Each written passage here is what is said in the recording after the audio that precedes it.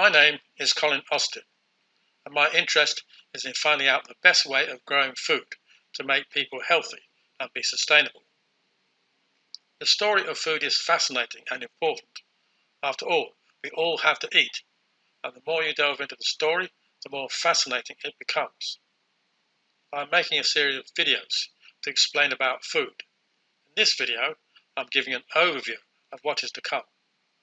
Let me start with the good old days. Well, not really. The good old days were bad. Let's start just before the Industrial Revolution in 1700.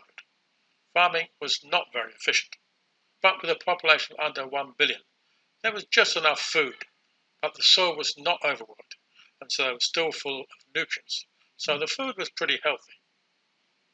People did not worry too much about food. There are far bigger things to think about, specifically dying. We died at an alarming rate. 2 out of 5 babies would die, and after that we dropped like flies from infectious diseases.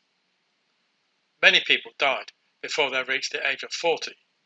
But if you could make it to 40, there's a pretty good chance you would live to a ripe old age. That's important. If you eat healthy food and can avoid dying, you can expect a long and healthy life. Then life got better. We stopped dying so fast. There was a dramatic change. Engineers built sewage and clean water systems, and doctors found better ways of fighting disease. And along came antibiotics, and things got better. By 1960, the death rate had dropped dramatically, and population had exploded to some 3 billion people.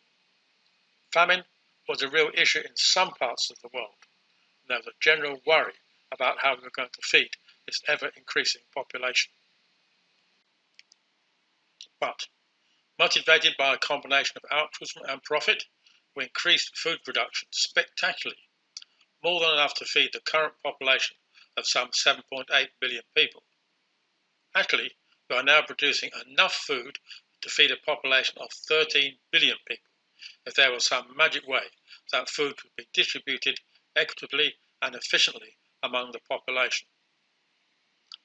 As the rate of growth of the population is declining, it looks unlikely that we would ever reach that number, so it seems time for a big party to celebrate the solution to the world's food problem. But the party would have been a bit premature. As science and engineering developed and we overcame infectious diseases, we got used to living increasingly longer lives and assumed life would just keep on getting better and better and better, way into the future.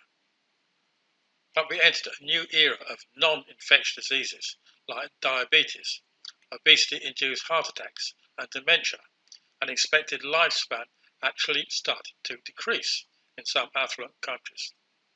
But our health span dropped dramatically.